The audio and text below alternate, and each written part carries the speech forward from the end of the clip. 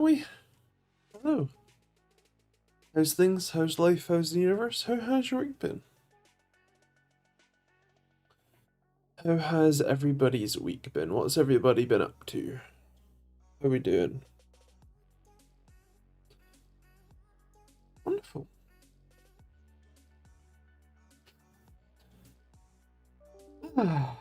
Well, welcome. It's another Thursday. Um, I I've been plenty busy as always. Technically, slightly better than last week actually. Less tired. Although I don't know exactly why, which is pretty annoying. Um, so yeah, fun. Hello, Paul. How you doing? How's things? Hope I'm well. Well, not really, not really. Um, Hello, John. Good to have you. I'm glad that we can provide some entertainment instead of what I have to assume is your new friend. How's things? Hello, Simon. Hello, Ish. How you guys doing? How should I? Well, I might die tomorrow.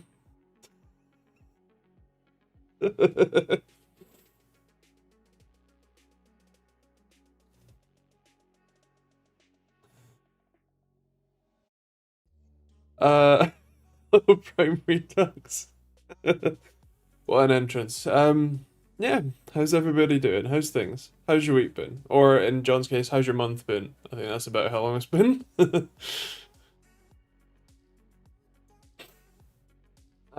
Yeah. Better than it was last week. Still not exactly great, but that's not new. I've been working on stuff this week, and I also spent a lot of money this week. uh, um, I bought a new slash second camera, a Sony FX30, and a new lens for it. Um, it's the Panasonic GH5 that I've been filming all my videos on for like 7 or 8 years at this point. It's still sticking around. It's just going to be the A-roll camera, and the FX30 is the new B-roll camera, which means that I can leave the GH5 in place, which saves me uh, time and effort having to switch between filming with one, filming with a camera and then moving it somewhere else, and setting up and focusing myself and all this sort of stuff. So yeah, still a bit of a learning curve though. She definitely helped with the depression. Wonderful. Though she's definitely a chaotic good. Love that. What do you mean die now, mate? You need to be stubborn. Use the power of spite. Well, so 2 weeks ago I started an IV infusion treatment for the ulcerative colitis called infliximab. It's a biologic which sounds like a bioweapon, and it kind of is, but it's bioweapons for good, sort of. Anyway, point is that my first infusion was 2 weeks ago. I it went mostly okay, except I had a bit of a rash on the backs of my arms, my neck, and face. Um, and they gave me a strong antihistamine, and then I was almost immediately better, no problems. The problem is that the doctors were pretty not what you call it, not very good at reassuring you. So I was told that one of the if you have even a mild reaction to the first one, the concern is that you have a much stronger reaction, like allergic reaction to the second time. Uh, the sort of like throat closing, like, you know, bad one. Um, Now, unfortunately, despite being still relatively young, I have had to deal with or come to terms with mortality more than once. um, I have been told by doctors that I may die twice already. Uh, so I'm getting used to it. Um, and not like a, oh, if you let this, like, if you don't fix this, you that could be fatal. I mean, like, phone calls from doctors really worried, saying, we got a blood test result back, we think you might have this thing, get to a hospital now, it might kill you.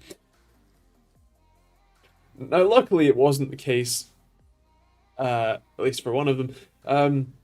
But yeah. Um, so yeah, we'll see. Now, luckily, I think the chances of it actually being bad are probably fairly minimal. And apologies for the alarm that you may or may not hear in the background. It is what you call it. Even if it does happen, I am going to be in a hospital where doctors are, kind of around. I'll be being checked on very regularly. You know, it's gonna be fine.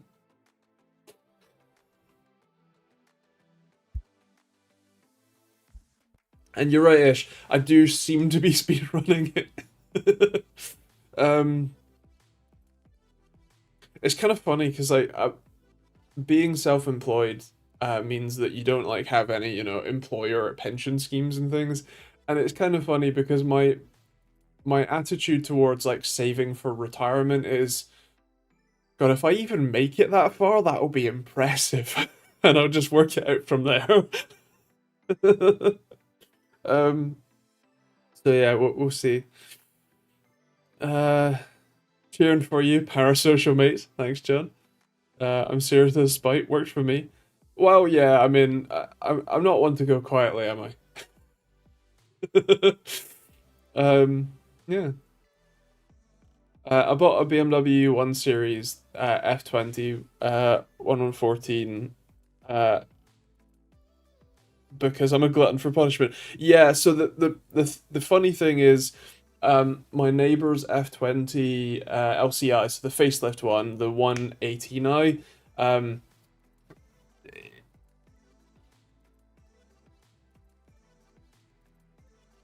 First, it had a coolant leak that turned out to be the oil to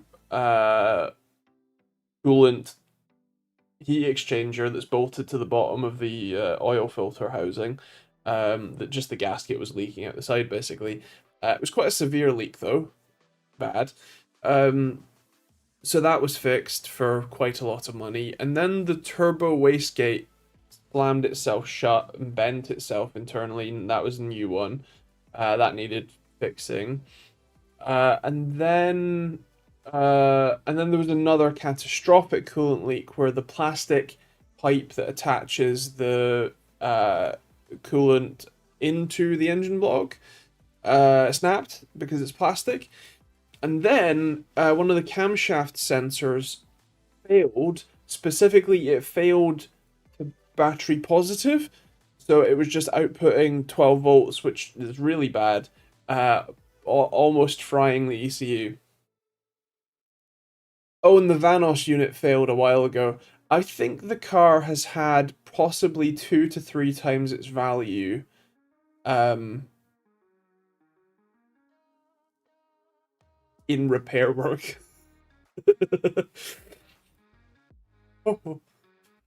um,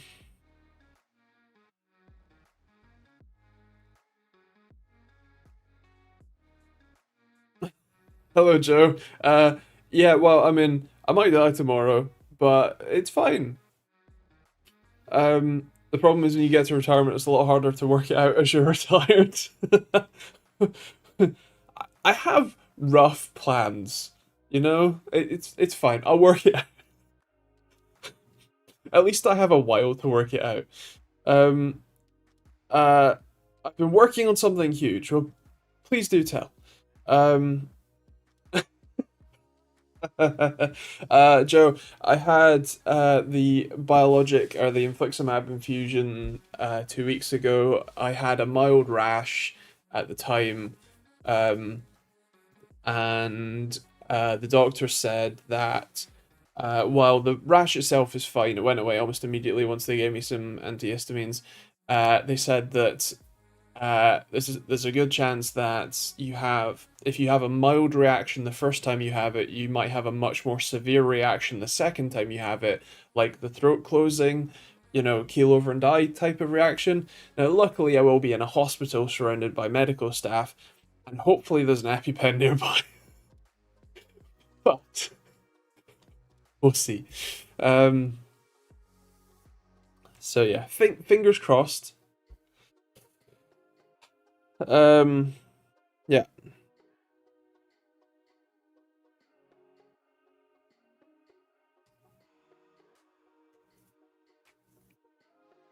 I don't plan on retiring. I plan on coding until I croak. Nice. Uh, got a silly good price I couldn't resist. This is a unicorn, 102 horsepower engine that can be stage 1, tuned to 200 to 220. I know it sounds fake, etc., but true, hence unicorn. Well, first of all, I believe you. Second, what engine is it? Like, what actual, not BMW model code crap? N13. But is it the 1.5, the 1.6? 1.6 petrol turbo, right. So the one of my neighbor's cars, the B38, which is the 1.5 3-cylinder turbo. It's like 130 horsepower or something. It's crap. Which is the 118i from the slightly newer like F20 LCI. Yeah, 1.6 petrol turbo. Makes sense that you can add boost equals profit. It's a 4-cylinder as well, isn't it? 1.6. Or well, 1.6 is the right displacement for a 3-cylinder. Is it 3 or 4?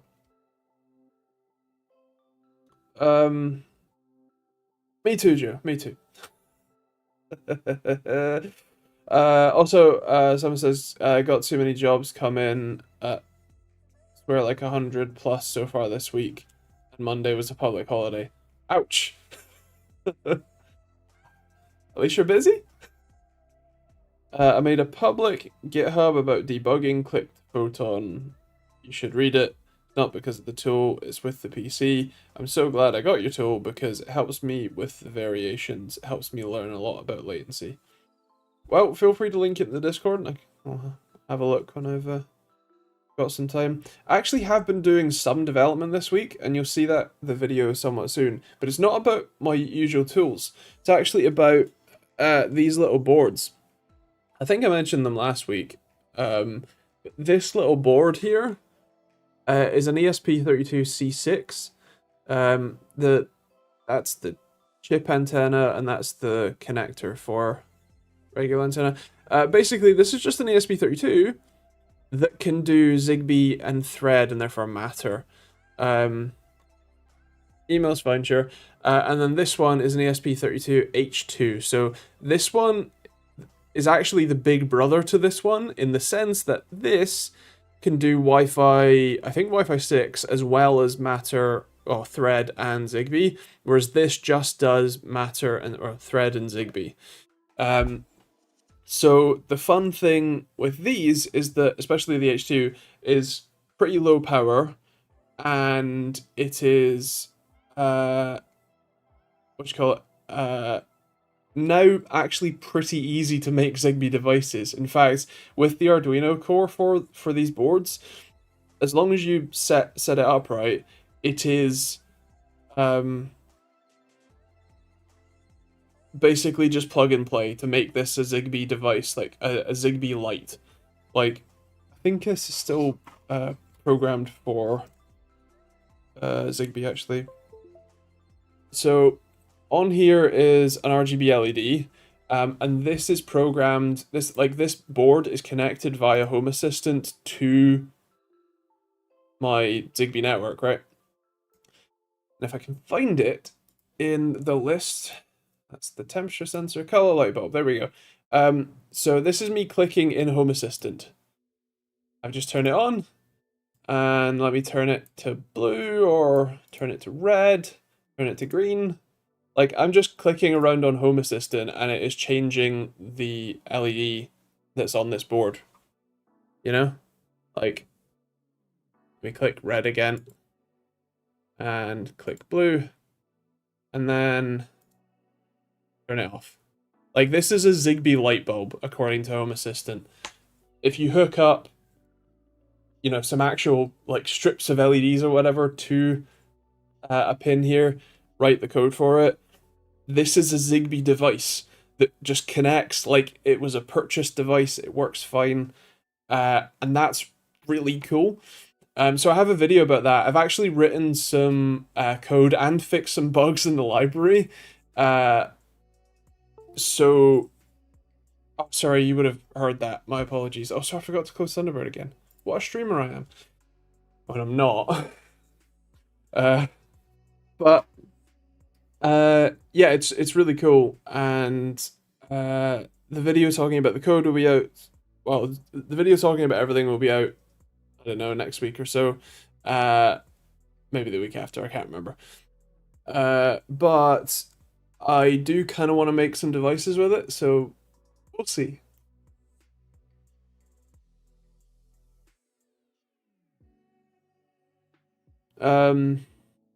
Does Zigbee crowd the 2.4 gigahertz channel? So it is 2.4 gigahertz,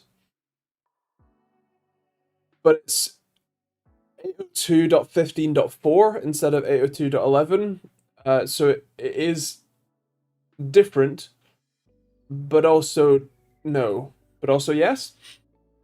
And also, most devices that you use these days are 5 gigahertz, and now with Wi-Fi 6E and 7, you also have a 6 gigahertz band, so the 2.4 gigahertz crowding problem is less important than it once was. Especially because 5 and 6 gigahertz have a lot more channels available, and therefore a lot more. And actually, stuff like band splitting and multi-RU puncturing in Wi-Fi 7. I did a full video on Wi-Fi the other day. Check it out. I actually learned quite a lot. So yeah. Zigbee's awesome. Looking forward to that video. Sweet. Well, yeah, it's remarkably easy to make Zigbee devices with the Arduino core, at least from the basic ones. I went through and wrote my own backend code for the Zigbee light sensor. So there's a whole load of device options that are available. Where's the window? Let me find the list. So yeah, you can have general on-off switch or devices, level control switches, general on-off outputs, level controllable outputs, scene selectors, configuration tools, remote controls, combined interfaces, range extenders, mains power outlets, door lock client, door lock controller, simple sensor device, consumption awareness device, home gateway, smart plug, white goods, meter interface, on-off light device, dimmable light device, color dimmable light device, dimmer switch device, color dimmable switch device, light sensor device, shade controller, window covering client, window covering controller, heating/cooling unit device, thermostat device, temperature sensor, and a couple others, and it doesn't really matter from there. So yeah, there's quite a lot of devices, but not all of those are written in, basically. So I wrote in the one for the light sensor, and yeah, there's plenty more work to be done. Joe, no, I haven't. I don't tend to buy tech to review, I suppose. I mean, I do occasionally. Like, I bought Home Assistant Voice which I also have a video coming out on. It'll be after the Zigbee one. But I have seen the reviews of it, and I should just buy a 40 series card if I really wanted one. Unless you're buying the 5090 for the extra VRAM, really doesn't matter.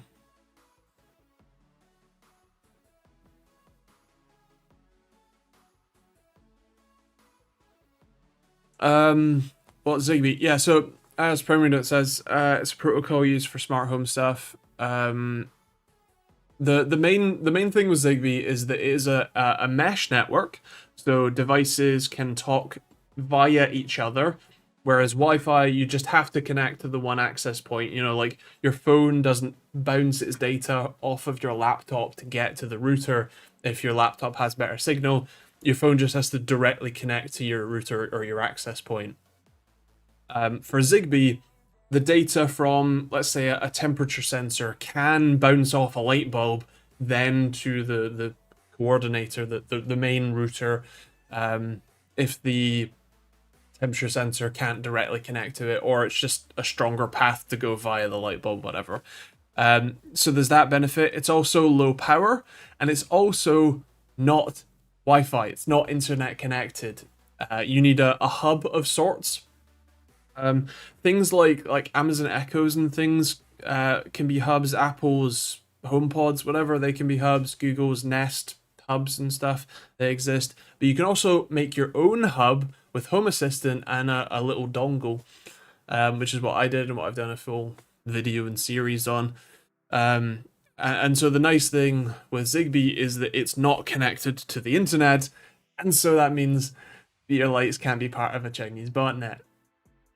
Have to connect to a Chinese server just to turn them on. How does Matter fit in? So Matter, all of these protocols are actually two sort of layers. There's the application layer, which is the one on top. So Matter is an application layer protocol, and then there's a communications layer. The application layer is what is said between devices, and the communications layer is how things are said between devices. Now, Zigbee is a full stack protocol, which means that it handles both communications, as in the radio communications, and what is being said, the messages that are sent between devices. Whereas Matter is just the application, it's just the messages, and it needs an actual radio or communications protocol under it to work. That's why you'll see Matter over Thread or Matter over Wi-Fi, because Thread itself is just the radio protocol. That's why you need a HomeKit Thread device or a Matter Thread device for stuff to work. Whereas Zigbee is full stack, which means that a Zigbee device handles both the networking and the messages, sort of all on its own in its own little bit of code. And the nice thing actually about Zigbee is that you don't actually, so these little boards are Zigbee certified products, which means that these are certified to work with Zigbee. And that means that as soon as you program them, that's it. They're ready to connect to, whatever. Whereas Matter, you need the little QR code to be able to connect the device to whatever, Home Assistant or your Google Home or your Apple whatever. Zigbee isn't like that. You don't need to pay $15,000 a year to make this work. Whereas with Matter and Thread, you do. Fair play-ish. Fair play. The 1 series is would normally sell for 8,000 to 9,000 euros, but I got it for 6.5. Not bad. 4-cylinder, under 128,000 kilometers or under 8,000 miles, and a 2012. Nice, yeah. 1.6 is actually quite low for a 4-cylinder. They normally do about 500cc per cylinder, so that's a bit low, which is interesting. But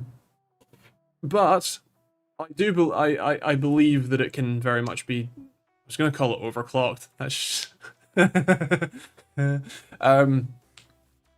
yeah. I believe that it can be yeah, overclocked, remapped to that sort of power. That makes sense. Yeah. With that amount of like upping the power, you normally need to do some supporting mods along with it. As an example, my S4 has 330 horsepower stock, but you can stage 1 remap it to 400. Now, technically that's fine, but it's a good idea if you upgrade the front mount intercooler. It's a water to air to water to air intercooler. Because the cores are inside the supercharger and it pushes there down and in. And it can also be a good idea to upgrade the throttle body because the inlet to the supercharger is larger than the stock throttle body. So if you put an elbow on it and then put a larger throttle body on it, you get something like 30 more horsepower just because more air can go in the engine. So yeah, I wonder if there are any recommended supporting mods to keep the bugger alive for more than a few more thousand miles. I've got one coming anytime soon, a 5080, but I don't get to keep it as it's for a build I've been commissioned to do. Well, fair enough. I mean, have fun playing with it while you got it.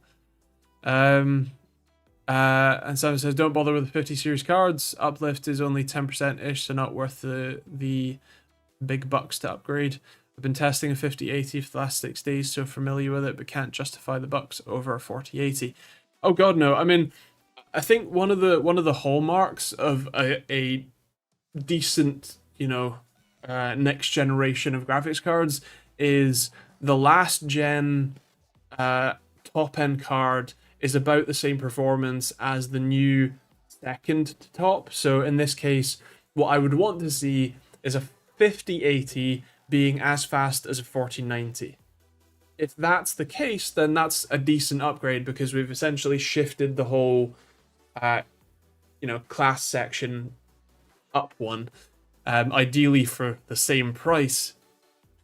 But all that seems to have happened is the prices have gone up and the performance has not really gone up. And relying on faking frames until you make it is not an acceptable way to conduct business. So yeah.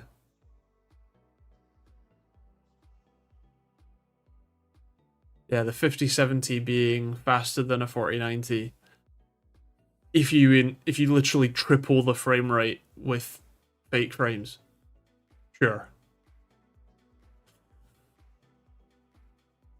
I'm not into the home automation thing yet. Garage door, yes. Alarm, yes. Lights, no. How hard is it to flick a switch and it doesn't turn back on or off by itself?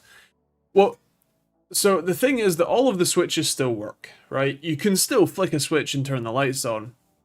Or in my case, for a lot of them, press a button. Same difference. The point is that it gives you control over stuff. So, for example, I'm replacing the main lights that are in here. I think the new light will be here tomorrow, maybe Saturday, whatever. It's a ZigBee light. It's just a LED round panel.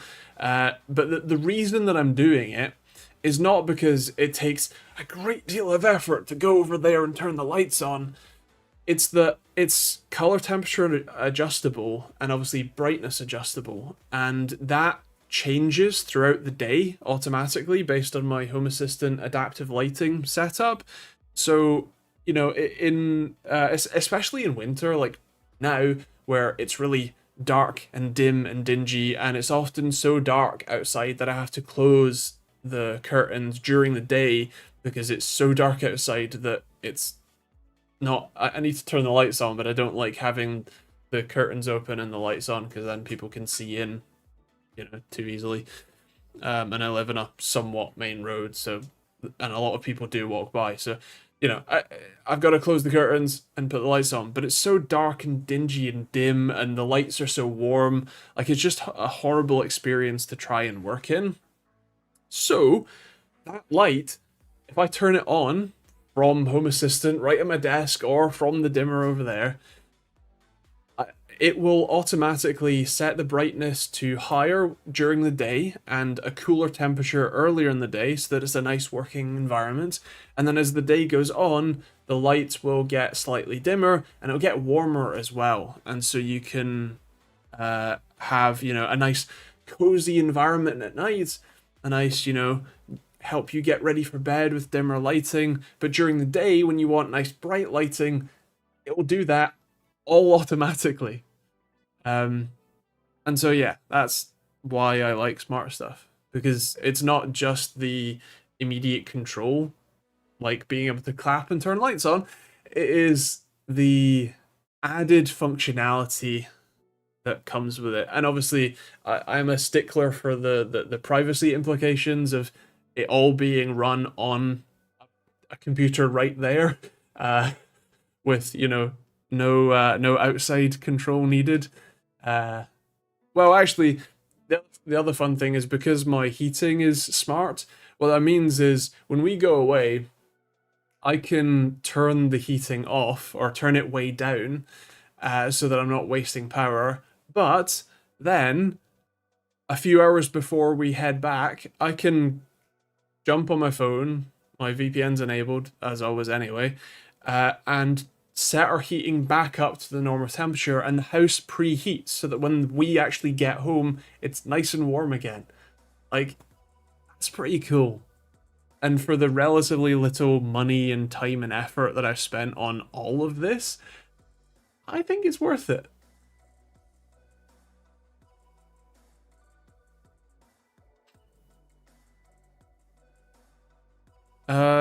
I'd be lying if I said I wouldn't like a 50 card, but I don't need one. The one I'm getting is for a Marvel custom build. Interesting. Looking forward to doing it and having a play around before it goes back. Nice. Well, enjoy. Having had 40 series cards on and off, I currently don't have one. I think the highest card I have right now is a 3070. So, yeah. It's all, I'm a bit numb to it, I think. I've been doing this for, 13 years next month. So, yeah, I've been around. I've been through a few of these cycles. I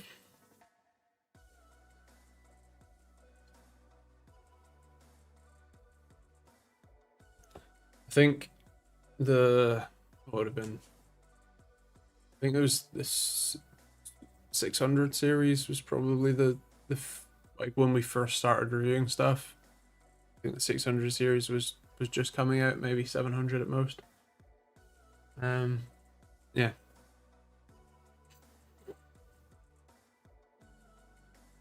it's been a long time. A lot has changed. I've gotten a lot more ill.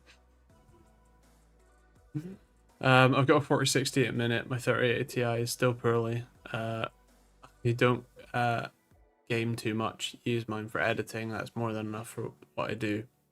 If I was sent one, however, yeah, fair. I mean, I still use a 3060 for editing and gaming on a 1440p ultrawide.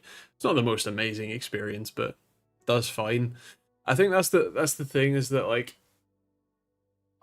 because I don't really care about running at ultra settings or anything, even a 3060 is still perfectly adequate. Now, would I like a higher end graphics card, maybe with a bit more VRAM and whatever? Definitely. But do I need one? Well, not really. Yeah, I've considered buying one. But yeah, not got around to it yet.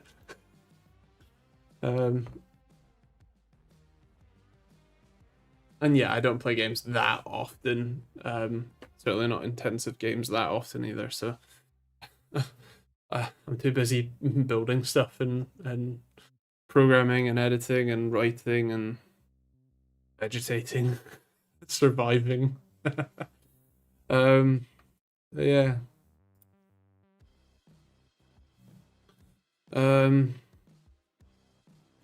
Still on my 8700K and 2070, bought 5700 X3D and got my Bros Old AM4 motherboard, but have no strength to reinstall everything.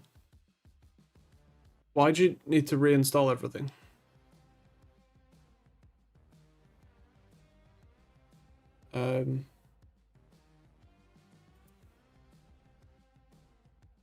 Yeah, it doesn't really matter. Like, uninstall,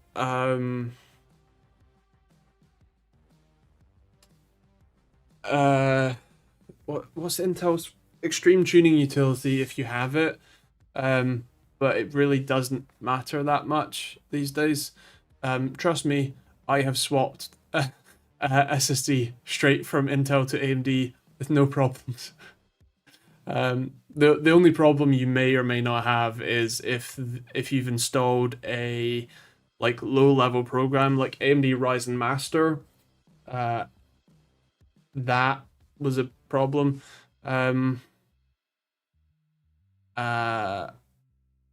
But otherwise, yeah, it doesn't really matter. I was thinking of that, but my OS has a lot of crap that I can feel since it hasn't been reinstalled for a couple of years. I mean, fair enough. It's up to you. But yeah, I wouldn't be too worried. I have a 3090 FE, thinking about getting a 5070 if it's as good performance and lower wattage, waiting on the benchmarks. I mean, fair enough. I would consider buying. Well, what was the? I can never remember the VRAM situation on Nvidia's ridiculous cards. 3090 does have 24, but there's the Ti as well. Does that have 24 gig as well, or does that have 32? Don't remember. Both have 24. Oh god, there really isn't much of a difference between the Ti and the 3090. Wow. There's like a handful more cores and a bit more clock speed. Wow.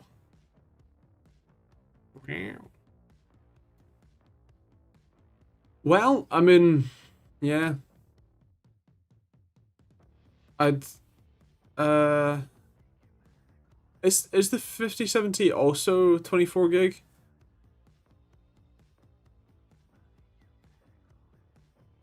With like 4070 between the car and the bike and 12 gig of VRAM on it. It's a lot of cash. Yeah, I mean, so that would be my potential concern is that if it's only got 12 gig of VRAM, you're literally halving your VRAM capacity, and for maybe a bit better efficiency, because it doesn't sound like Nvidia hasn't exactly been forthcoming in the performance figures beyond AI. So yeah, I don't know if that's a move that I would do. I mean, I might buy a 3090, but the move itself. Not you, John. Primary Docs is thinking about going from a 3090 FE bound edition to a 5070. The 3090 has 24 gig of VRAM. You, on the other hand, would be adding 4 gig, which is better, but also buy the 3090. Yeah.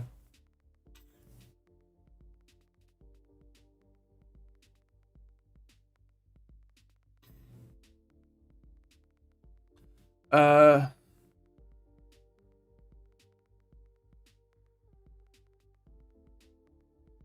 3440 by 1440, 144 hertz isn't enough for future textures.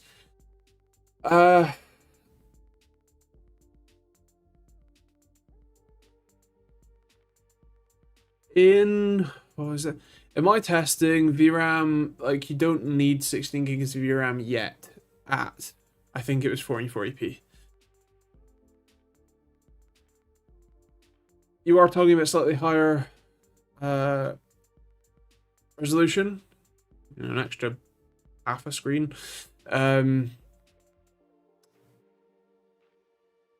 Probably just about. Practically, I want a bit more. My main concern is power usage. Well then, fair enough. I mean, everyone's priorities are different there, so fair play. I'm hoping maybe make it to a 5070 Super and maybe that'll have 16. I mean, it's Nvidia, so. How much does the 4080 have? Is that 16?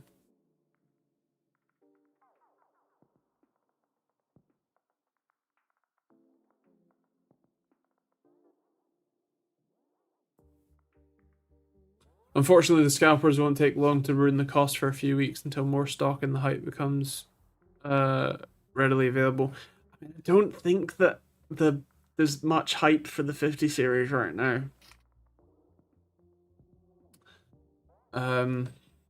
Yeah, like it's not any better, you know. Hello, yet another user. I'm gonna give your name a go again. Is it Catalan? I've probably messed it up, haven't I? Now that that's your actual username instead of yet another user. How's things?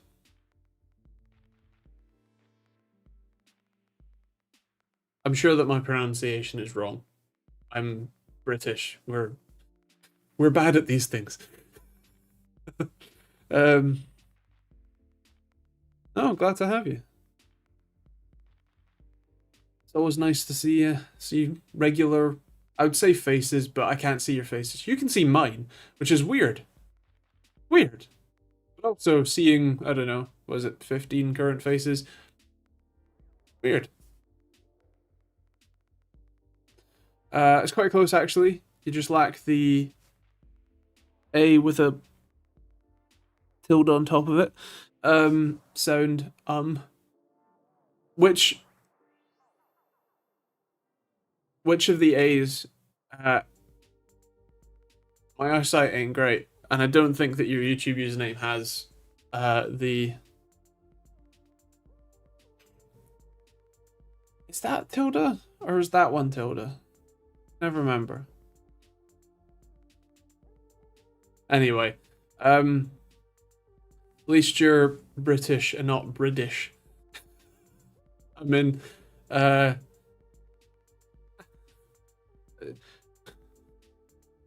specifically, I'm Scottish, but I like to put on a more educated accent for you. You know, be able to hear me properly. Actually, I got to use the accent in a video the other day, while testing Home Assistant Voice Preview Edition, the wee box, it's sort of AI companion assistant that's all locally. That, funnily enough, when you say "Hey Nabu," turn on the ring light, it did struggle with the accent. Like if I speak in my anglicized accent, a softer, enunciating my T's kind of accent, and a bit slower, it generally does fine. But if you go full Glaswegian on it, it's not understanding anything. Just a wee laddie. Yeah, how can you not piss then? Well, one, parents. Two, ADHD, so I get addicted. Three, I'm very medicated. It wouldn't go well. Pronounce almost like your as the sound you make between words. By the way, I thought you said tilde, not tilde. No. I need to be more angry. Uh, do you know you can actually have some fun being Scottish? You know, you don't have to be angry the whole time. Like, just because a Glaswegian kiss is a headbutt doesn't mean that's what you have to go around doing every day, right? uh, love to do a video one day, full Glaswegian. But you wouldn't understand anything I'm saying.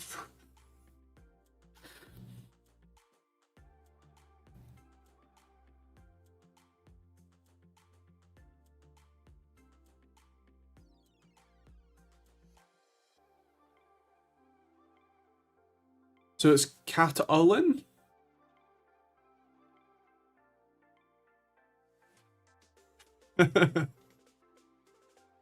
It's kind of funny because the accent, like, I do have to try a wee bit to have like put the accent on, but it's not something I have to think about very hard. It just comes back to me very easily, and then I drop back into the more anglicized version to be more hearable and readable. Uh, I'm Glaswegian roots, so I'm all good. We'll just do a collab and both speak Glaswegian, see how many people are like, huh? Well, the whole I have some family from further north, and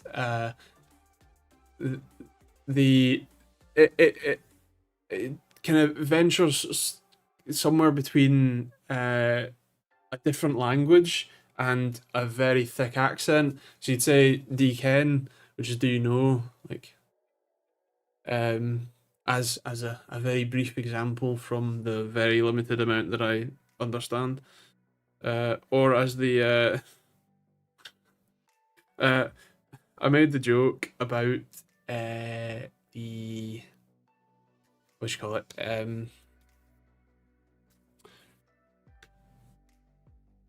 two Glaswegian guys stuck in a voice activated lift shouting 11 at it in the video as well. Good fun. It's a good sketch. If you haven't seen it, I should check it out. Just like Scottish elevator 11, I think, is all you need to write in Google, and you'll find it. It's got a few million views. Aye. It's strange to think about it. I can switch without even thinking. With some family, I just automatically go back straight into it and then back out for others. Brains are a funny old thing. Well, it's funny because I've been back up to Scotland.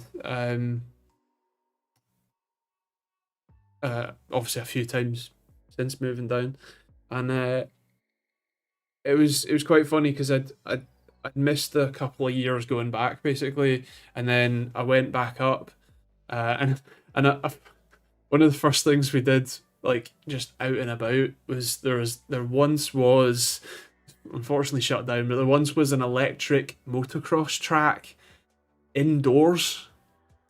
So it's kind of like go-karting. It was a big warehouse that you can go, you pay a few quid, like 40 quid or whatever, so same price as go-karting. You put on a helmet, you put on some, some knee pads and whatever, and some boots, and then you get on an electric motocross bike and you go ride motocross around this indoor track. Amazing fun. But the very first thing, as soon as I turned up, I went from talking,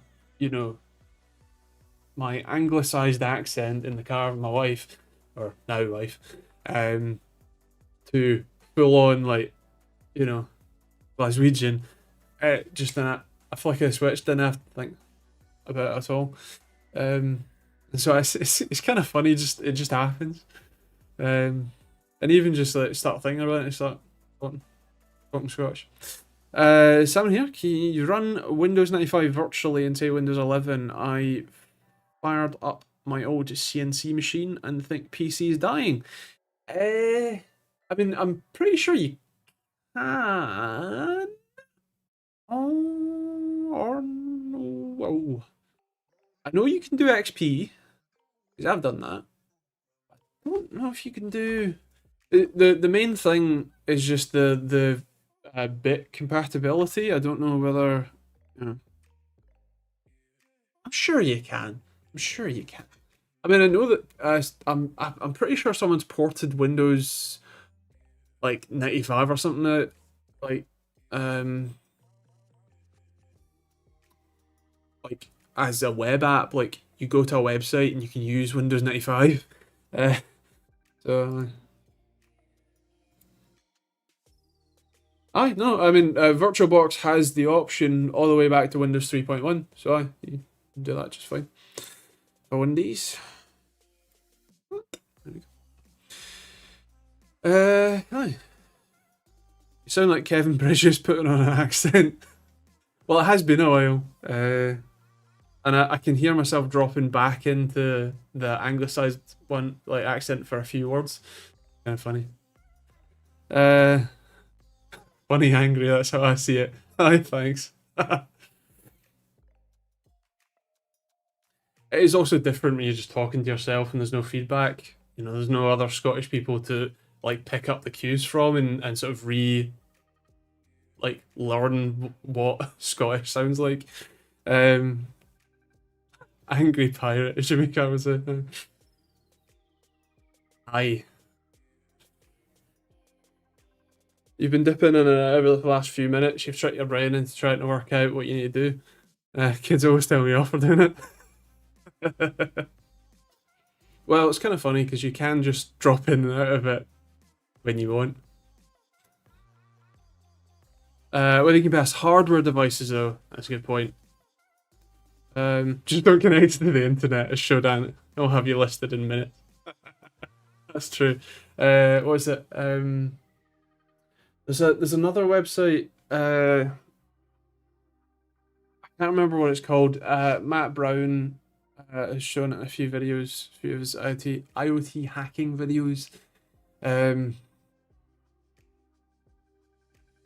No, I can't remember what it's called. But there's another website that does a little bit better job at the scraping and searching. It's you can backdoor it into being free to search, but it's only like one page worth that you can search, so it's a little limited. But I think Shodan's kind of the same. There's a limit to what you can do for free there.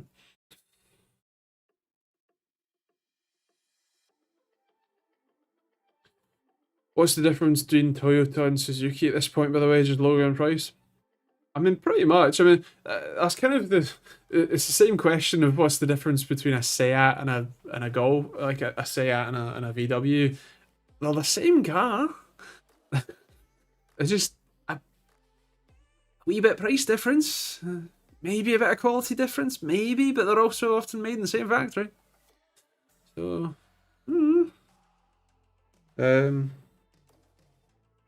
it's kind of the same thing with Toyota and Lexus as well. Like Toyota will sell,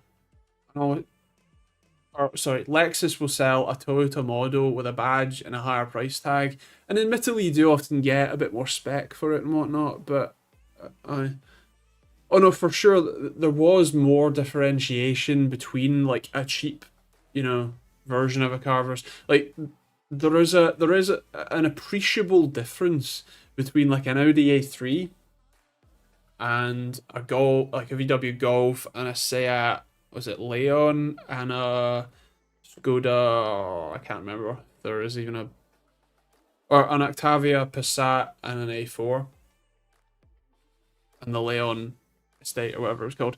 Aye.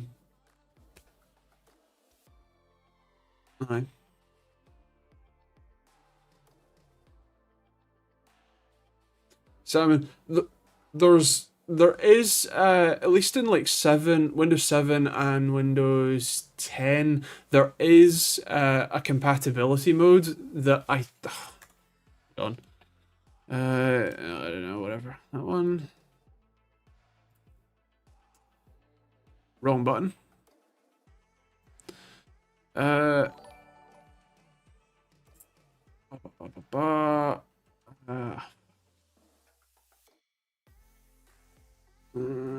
File location, that one, compatibility.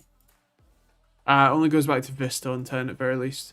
So maybe not, but Yeah, with at least something like VirtualBox, you definitely can. VAGs are mostly the same if you're in the same price point between brands. Yeah.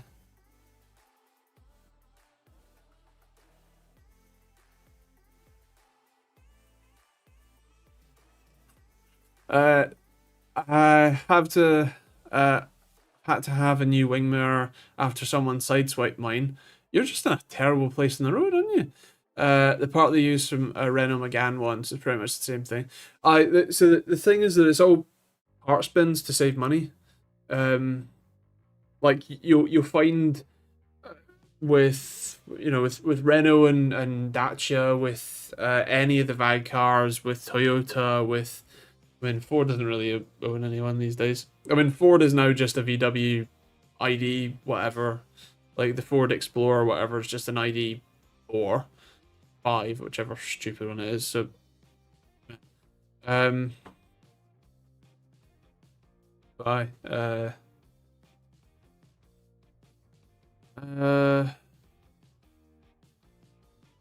it says get a new one. Look at that. This thing's built like a tank and it's reliable. I mean, fair enough. Like I said, you can do VirtualBox. Whether you'll be able to pass devices in or not is possibly a different question. And to be fair, you don't necessarily need to get rid of the CNC itself. You can replace the controller with something like Linux CNC, which is meant to be pretty good and pretty reliable.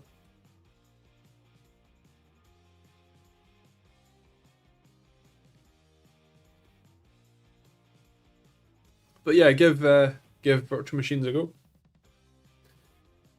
Ow. Oh. See you, John. Hopefully see you next week. Hopefully I won't die tomorrow. Fingers crossed. Look, it's gallows humor. What do you want?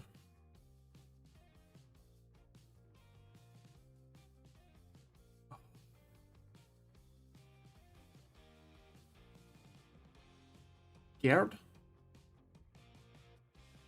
Please, please explain.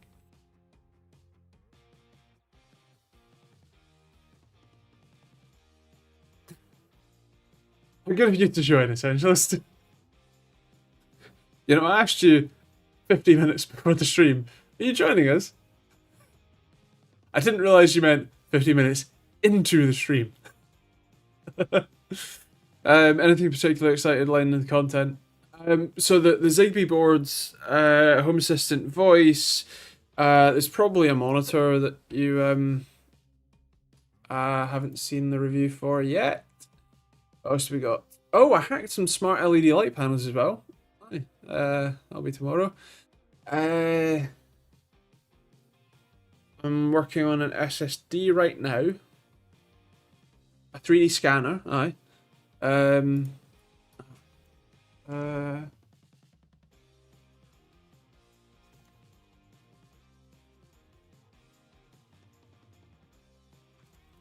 and what else? I have a laptop that I really need to get out and set up, but I'm away all of tomorrow. No.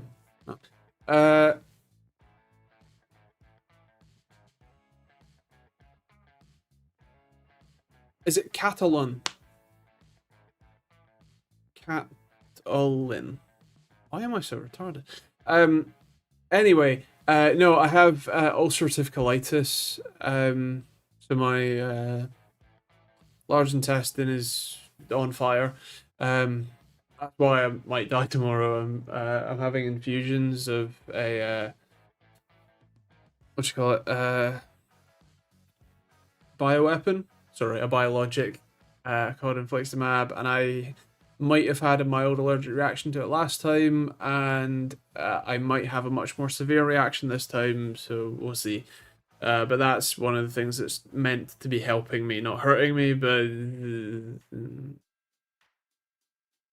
it's a blurry line these days. The LED one I'm intrigued to see.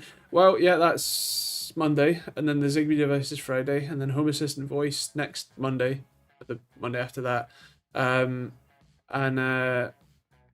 then 3D scanner after that, and then an SSD after that, and then a laptop, and then a controller. Currently, I will. I'll work it out eventually.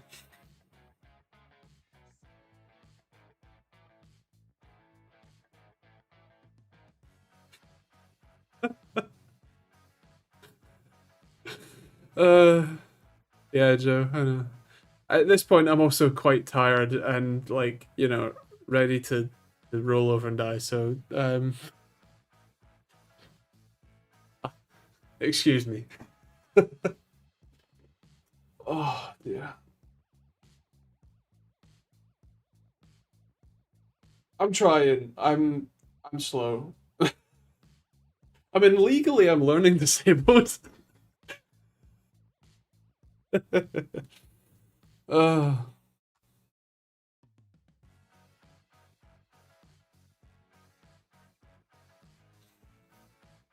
in fun other news, I've finally swapped my keyboard to something else. I've swapped from a glorious GMMK to a glorious GMMK 3 HE.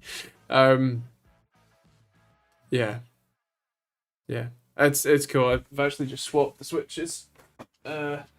Or finished swapping the switches to glorious Panda switches. These are Hall effect, but they are tactile, which is really rare and really cool. And I really like the feel of them. So, yeah.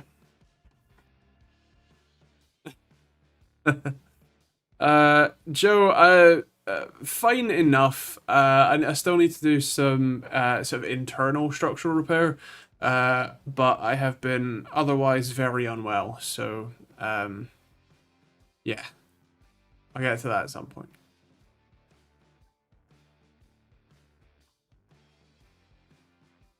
But otherwise, just busy. I've got I have an eye operation scheduled for a bit into February. Bear with.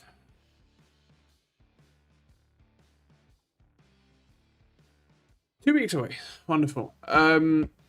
So not looking forward to that. But it also means that I'm probably gonna be out of my ability to film for a few weeks, about two, hopefully.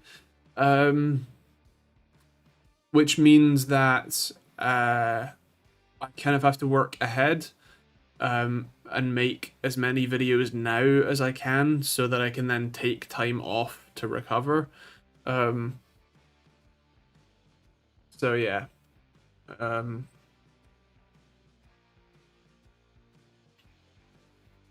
yeah. Anyway, I hope you all have a good week. Hope you all stay safe. Hope you all have fun. And yeah, catch you guys next week. Hopefully. Fingers crossed. uh